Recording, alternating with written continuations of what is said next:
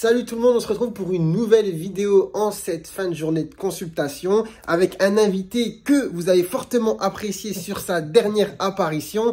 J'ai nommé Don Corleone, le patriarche. Tu dis coucou? Coucou, bonjour tout le monde. Voilà, donc franchement, gros succès sur ton apparition en vidéo. Hein, on s'y attendait pas, c'était une petite vidéo faite comme ça à l'arrache en fin de journée. Et finalement, très bon retour de la part finalement des abonnés, des auditeurs qui ont kiffé ton charisme et ta prestance. Ma prestance, oui. Voilà, donc tout le monde a dit on souhaiterait une nouvelle vidéo avec toi. D'accord. Et bah, du coup, on s'est dit bah pourquoi pas. Hein. En plus, aujourd'hui, on est équipé. J'ai mis un petit micro ici. Voilà. Donc, on est vraiment comme à la télé. Ok, petit micro. Et la question du jour, bah, ça va être... Bah, tu travailles depuis 45 ans. Je suis médecin depuis 45 ans. Depuis 45 ans, tu es médecin. Et voilà, t'as pas fait que ça d'ailleurs. Si, je fais des... T'as fait médecine du sport. Oui, non, mais j'ai fait plein de choses dans mon métier, mais c'est le même métier. Hein. Ouais, voilà. Donc, tu t'es diversifié dans ton pratique. Parce que, oui. D'accord, bon, on va y venir, mais en fait, la question, c'est voilà, donc aujourd'hui, tu as quel âge? J'ai 71 ans. Tu peux répéter? 71 ans. 71 ans. 72 ans, dans quelques mois. Ok, donc moi j'en ai 29, ça contraste donc, pas mal. Tu es plus jeune que mes enfants. Plus jeune que tes enfants, effectivement. Bah, enfin, je les connais pas, mais j'imagine que... Ils vont très bien, je suis content d'eux. Ils me gardent.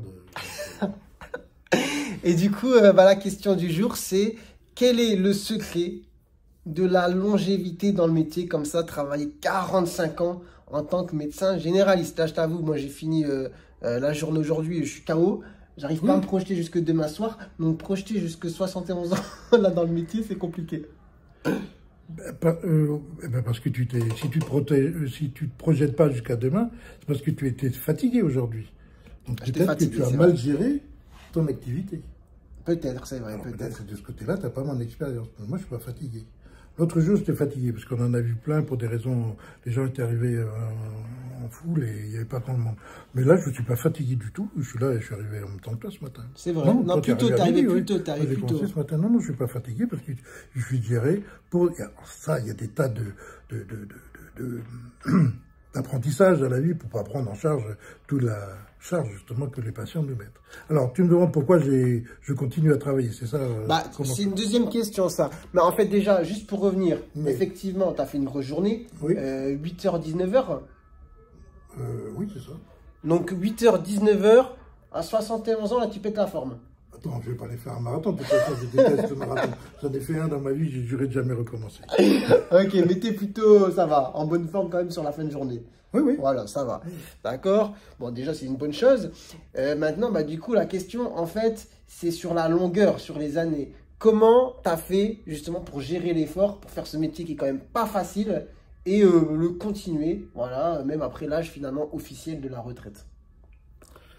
Bah, je l'ai géré parce que j'ai toujours aimé ça. C'était très sympa. Je me suis éclaté. J'ai eu une vie que vous ne pourrez pas avoir. Mais personne n'a la même vie en fonction sous Napoléon. Ils n'avaient pas la même vie que maintenant. Mais moi, je suis un 68 art. Je ne sais pas si tu sais ce que c'est. À peu près. J'ai écouté Renaud, j'ai écouté les chansons de Renaud. Mais en médecine ou dans tas d'autres domaines, le fait d'être 68 heures, ça a été... on a vu les choses de façon différente.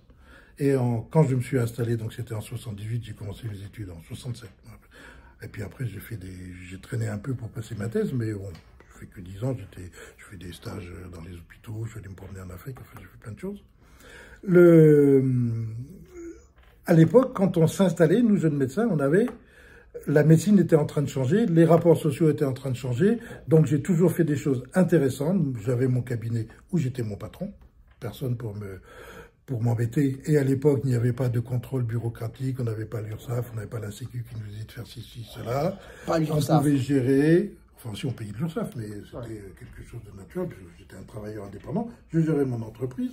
Et puis on avait des tas de possibilités de changer notre façon de travailler. C'était plus la médecine d'avant.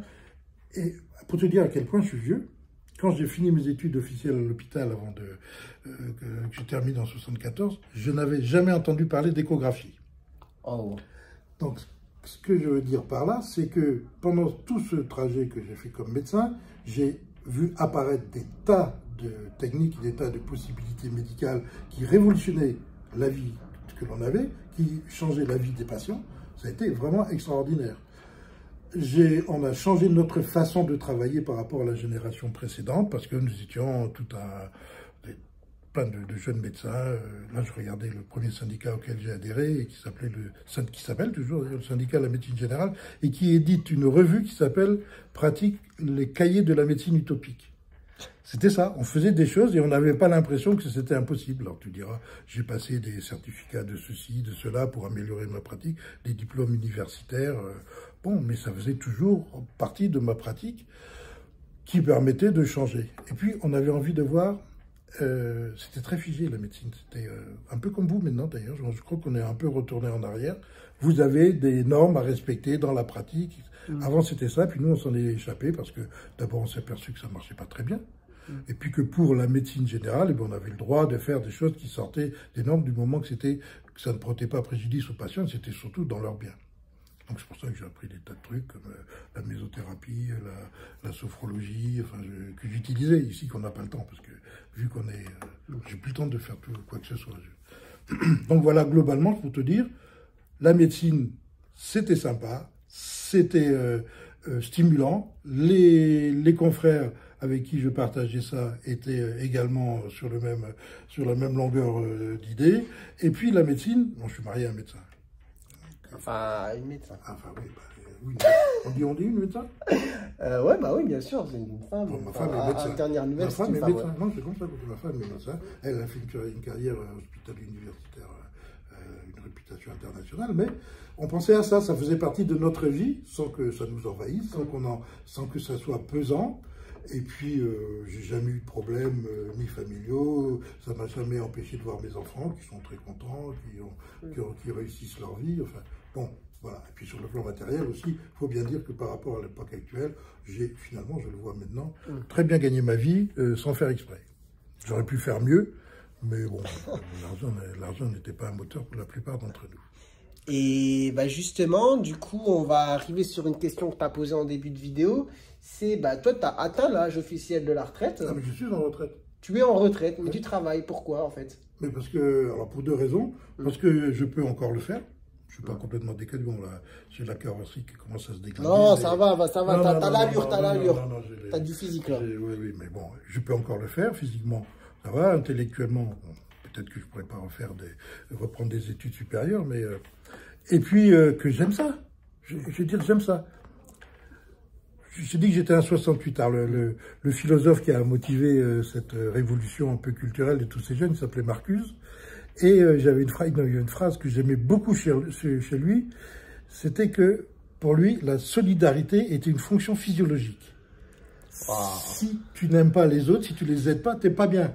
Or, quel meilleur métier que les métiers de la santé pour aider les autres? Il n'y en a pas beaucoup. Tu vas nous faire pleurer, là. Mais non, je ne vais pas vous faire pleurer, mais je veux dire, c'est quand tu l'intègres dans ta vie, que tu es là au service des autres, sans être Mère Teresa. Je ne suis pas l'abbé Pierre, je n'ai pas fait vœu de pauvreté, je me suis bien amusé, mais en plus, cet aspect aide aux autres, quand tu le maîtrises, puis après tu peux le peaufiner, hein, parce que ce sont des techniques aussi, les gens sont contents, tu les aides réellement. Et c'est pas pour ça qu'on n'est pas que des scientifiques ni des bons médecins. Je t'avais dit l'autre jour, on a toujours, toi tu l'as sans arrêt, en arrière-plan, le fait de penser est-ce que c'est grave ou pas grave. Bien sûr.